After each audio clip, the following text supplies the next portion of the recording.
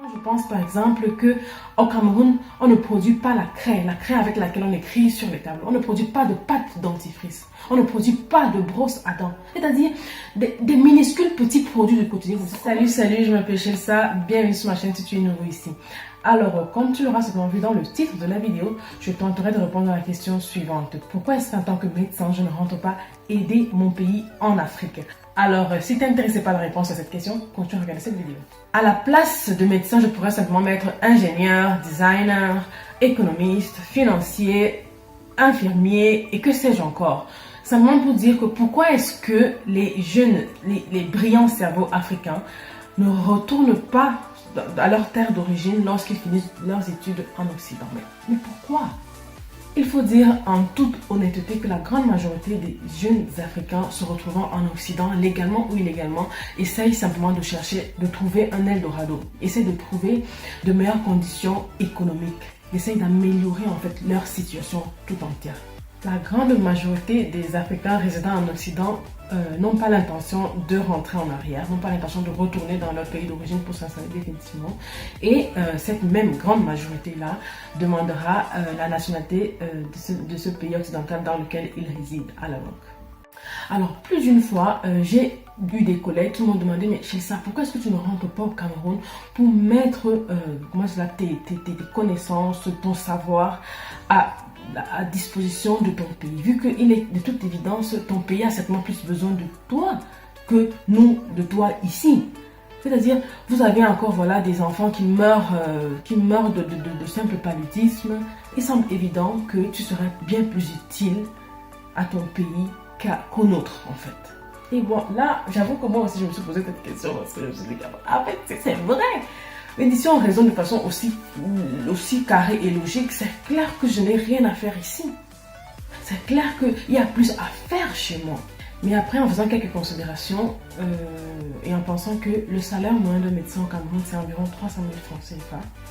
Le salaire moyen d'un médecin en Côte d'Ivoire, c'est environ 700 000 francs CFA. Je réfrène un peu, la logique s'inverse et je me dis, waouh, quel est mon intérêt personnel? Donc, du coup, moi aussi, je suis ici, voilà.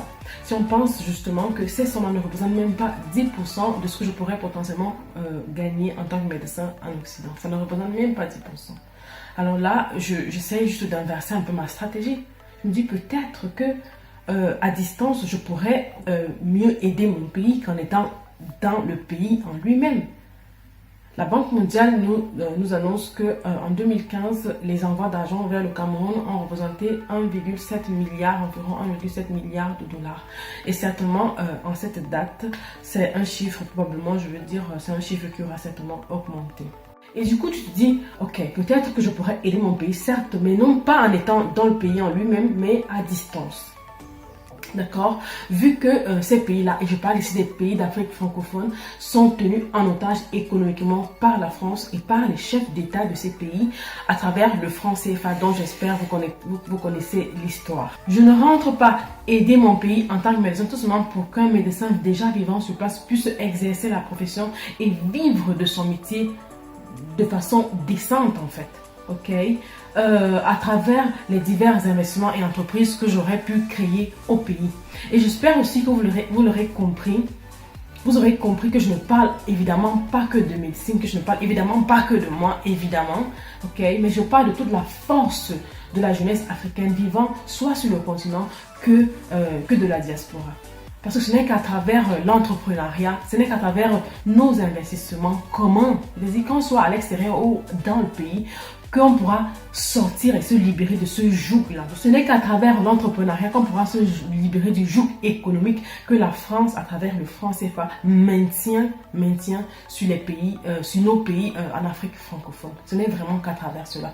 Parce que je pense par exemple qu'au Cameroun, on ne produit pas la craie avec laquelle on écrit sur les tableaux. On ne produit pas de pâte dentifrice. On ne produit pas de brosse à dents. C'est-à-dire des minuscules petits produits du quotidien comme ça. Comment est-ce qu'on pourra sortir de ce joug-là tant qu'on restera aussi dépendant de l'Occident?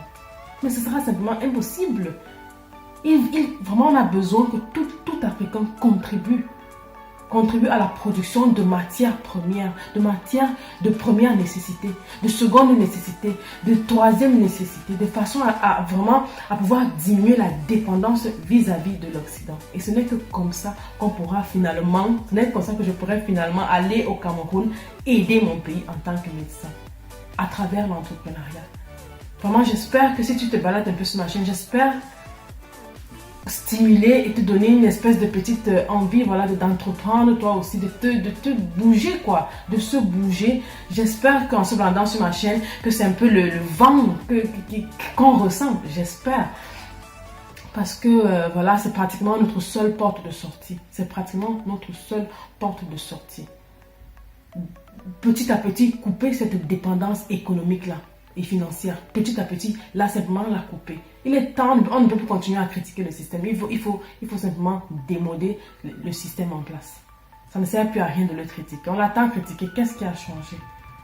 Voilà. Donc, fais-moi savoir en commentaire ton expérience, ce que tu penses de ce que je viens à peine de partager avec toi.